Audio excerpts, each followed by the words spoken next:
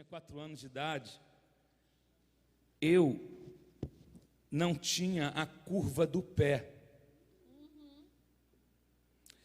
Então, eu com 4 anos de idade, eu era meio que persona non grata na igreja onde eu congregava, na Ebenezer. Por quê? Porque eu era um menino meio, como é que eu vou dizer, bagunceiro, levado. E com 4 anos de idade eu tive que usar uma tal da bota ortopédica. Quem já usou bota ortopédica aqui? Quer dizer, quem ou só a gente?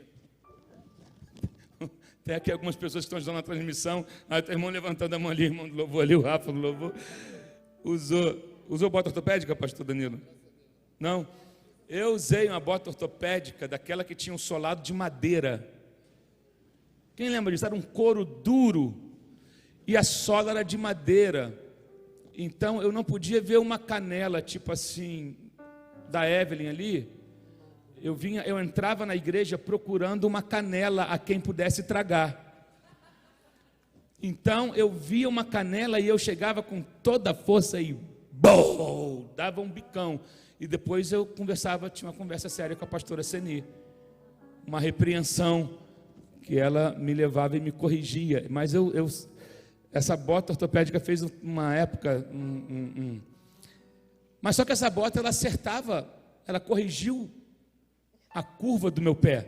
Eu passei a ter curva no pé, ela forjou em mim essa curva no pé, porque meu pé era um pé que não tinha curva. Então existem coisas que acontecem com a gente quando a gente tem 4 anos de idade, que é um tempo de correção, é um tempo de se moldar, é um tempo de aperfeiçoar, é um tempo onde às vezes não é compreendido, mas a gente vai crescendo, a gente está desenvolvendo. E eu creio que a IPAM está num caminho de maturidade. Amém? Eu creio que a IPAM está num caminho de maturidade. E a palavra que eu queria deixar para vocês é uma palavra muito conhecida, mas que está no livro de Filipenses, no capítulo 2, do verso 1 ao 11. Eu quero dividir com vocês essa palavra de Deus, porque o título desse texto ele vai falar sobre a humildade cristã. E a maturidade tem tudo a ver com humildade,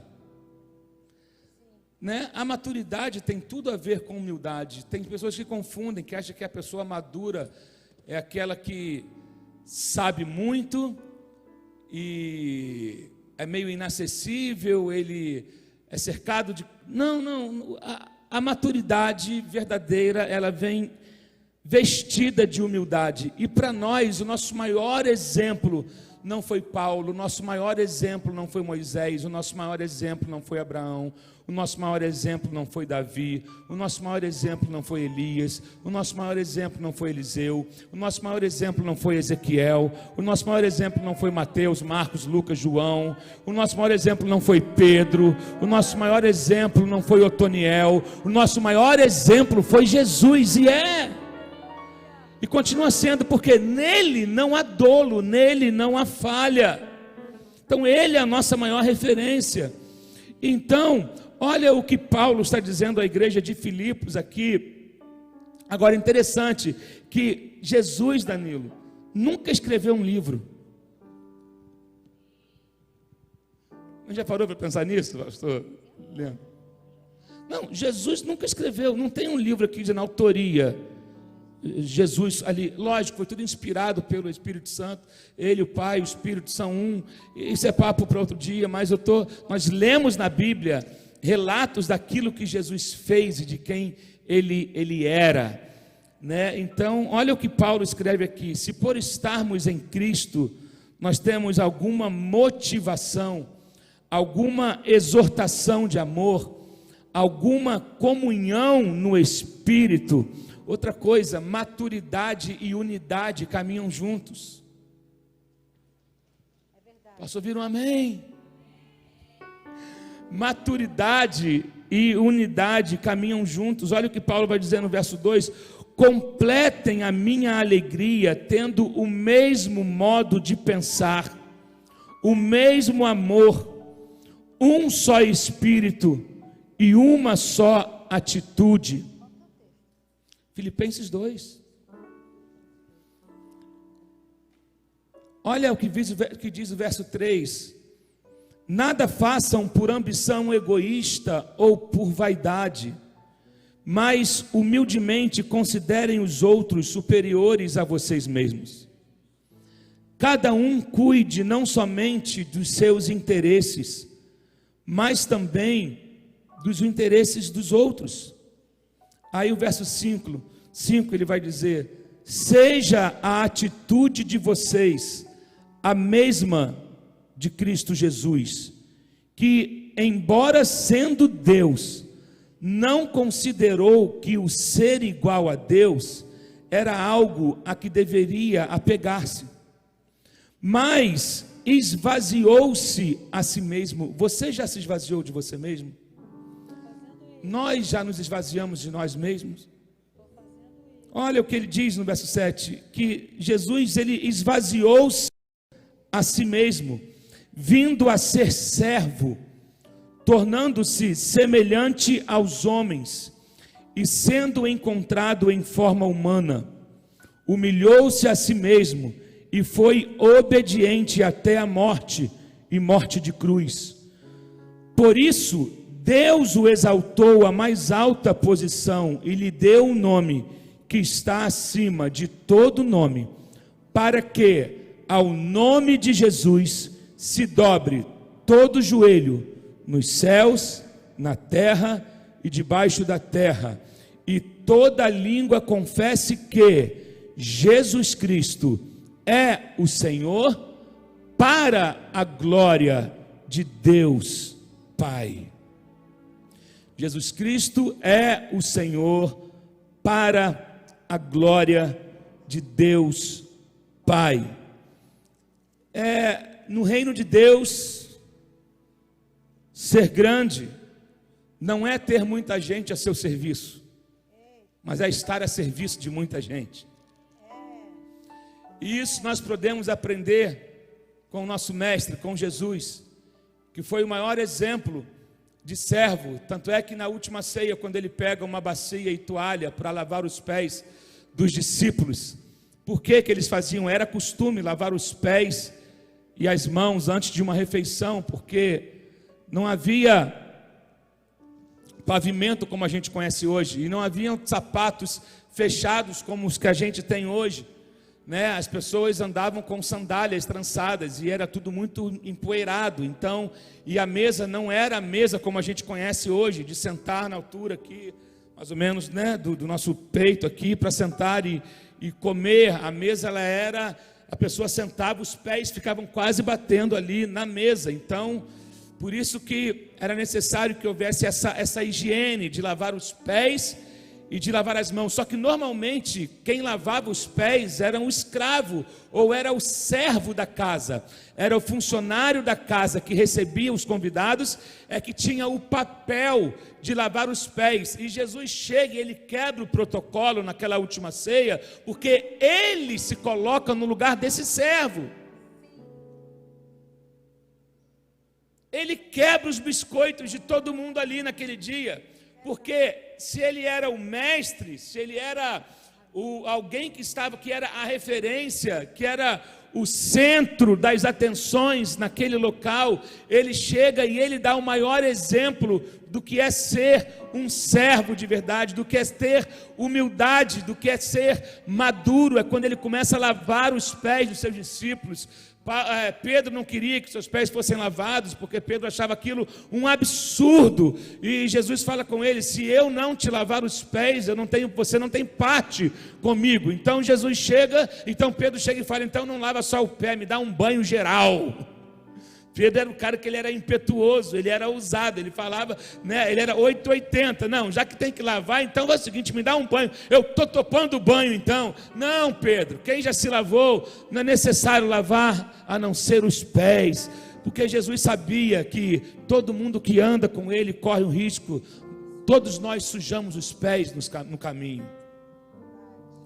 Todos nós sujamos os pés no caminho, e Jesus então, ele lava os pés, e mostrando que no reino de Deus, aquilo como a palavra vai dizer, os evangelhos vão dizer, maior é aquele que serve, maior, mais bem-aventurado é dar do que receber. No reino de Deus, aquele que investe na vida do outro, ele a encontra, mas aquele que gosta de ser servido, aquele que gosta de buscar os seus próprios interesses, ele perde a sua vida.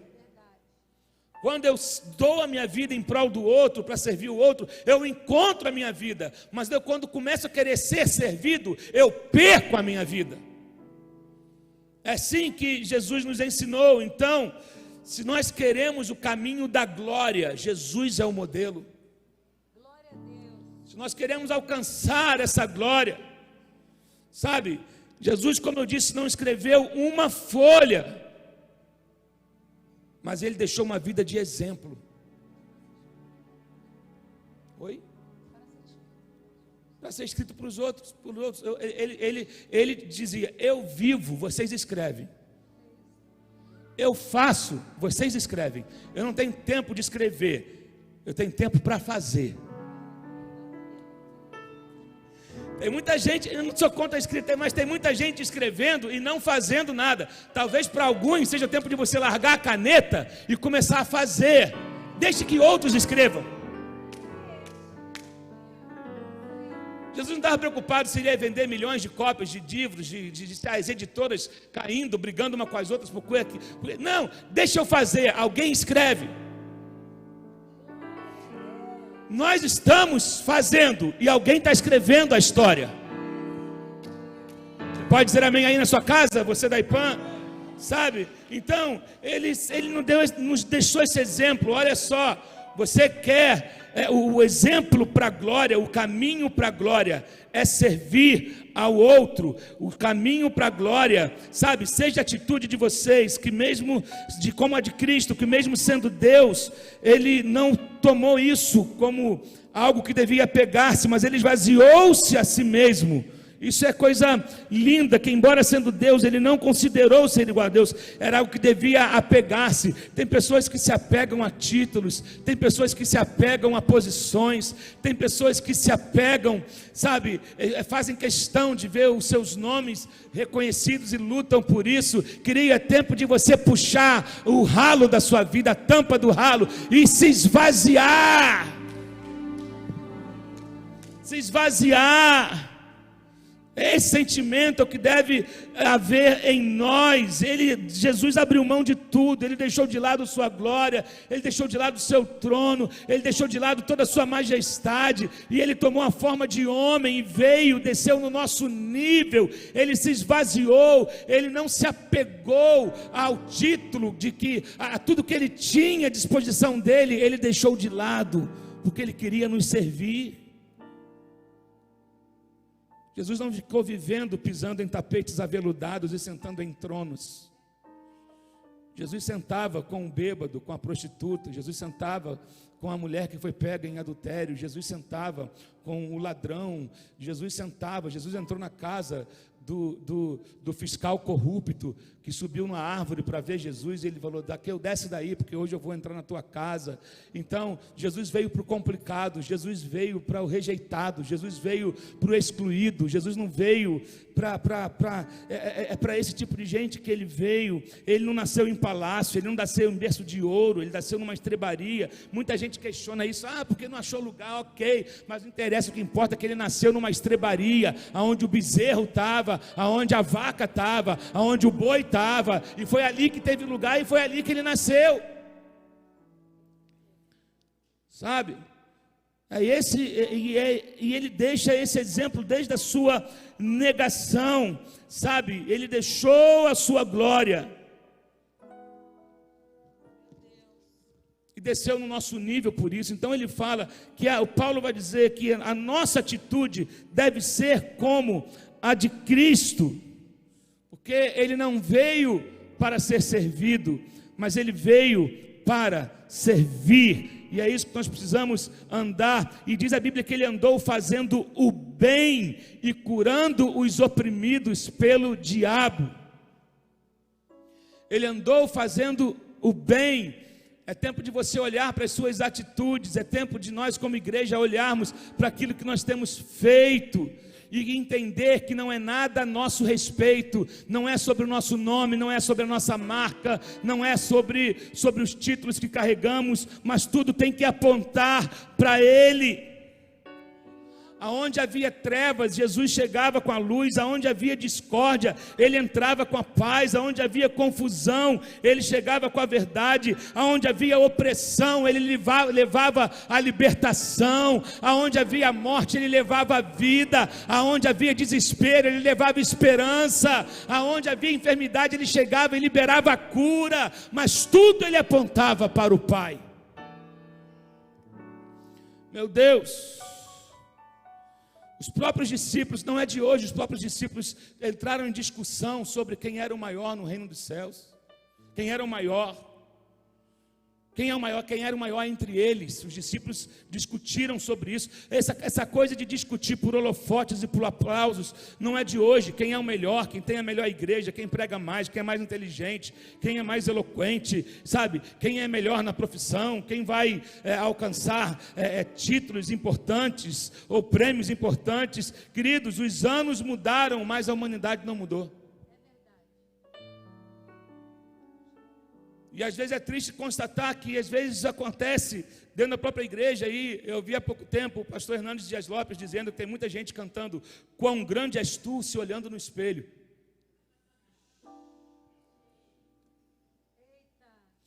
Pastor Hernandes Dias Lopes, um homem que eu admiro demais. Ele citou isso certa vez. Tem muita gente, pastor Rafa, cantando "Quão grande és tu", olhando no espelho. Não, meu Deus. Não. Os discípulos estavam discutindo quem era o maior entre eles na véspera da morte dele. Quem é o mais popular entre a gente? Quem é que vai ficar de frente quando eles for? Quem é que vai? Olha o que eles estavam discutindo. Sabe, aí Jesus vem com a humildade dele e reprova o orgulho dos discípulos. Sabe, porque eles queriam ser servidos. E Jesus deu o exemplo de que maior é aquele que se ajoelha e serve. Jesus nos mostrou que o caminho para a glória é o autossacrifício, não a autopromoção. Verso 8: e sendo encontrado em forma humana, humilhou-se a si mesmo e foi obediente até a morte, e morte de cruz. Oh, meu Deus!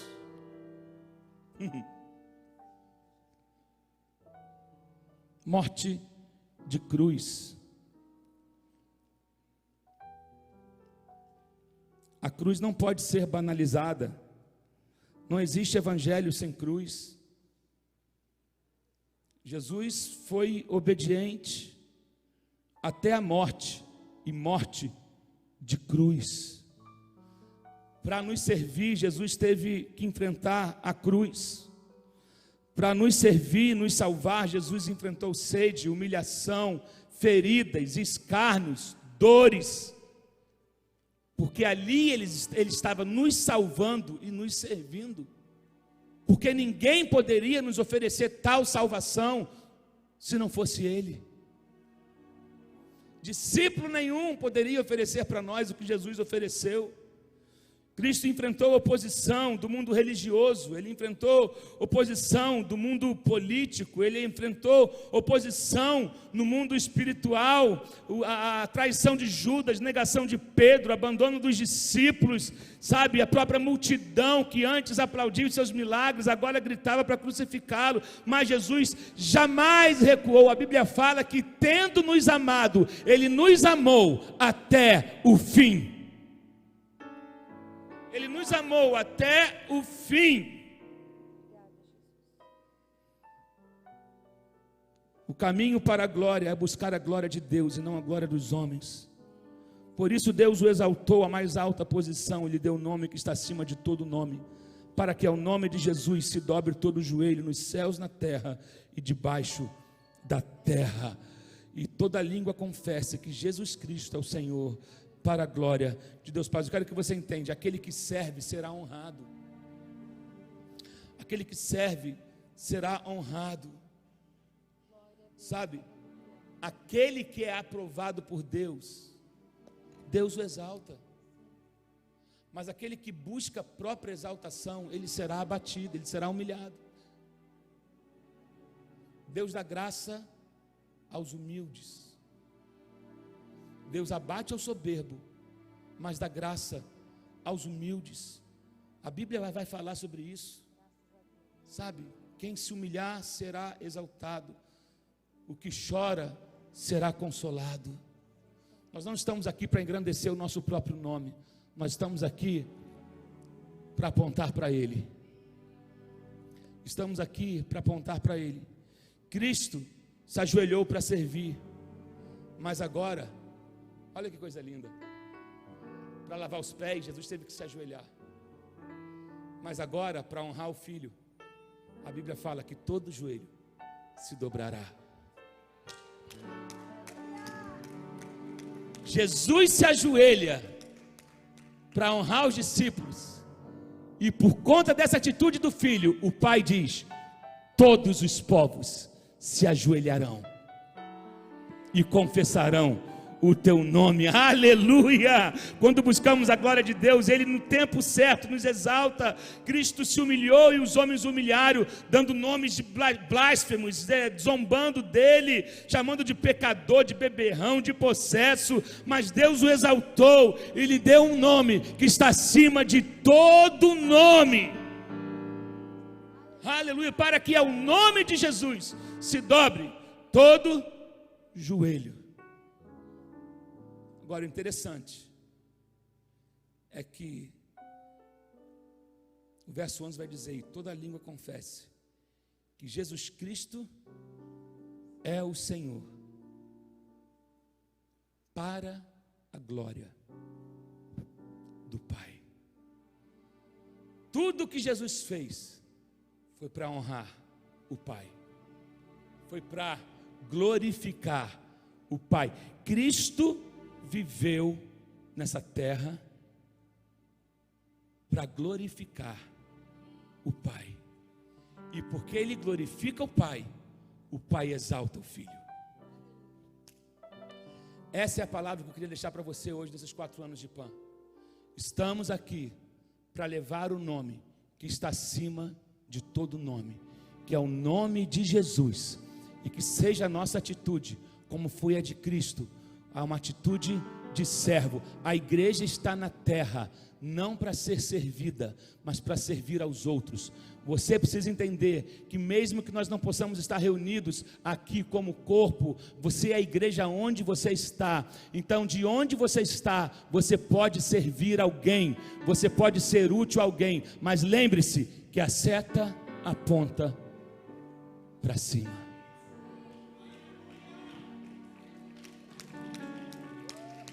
O caminho é para o alto, a glória é para o alto, a adoração é para o alto, a honra é para o alto, é para Ele, porque dele e por Ele são todas as coisas, sabe?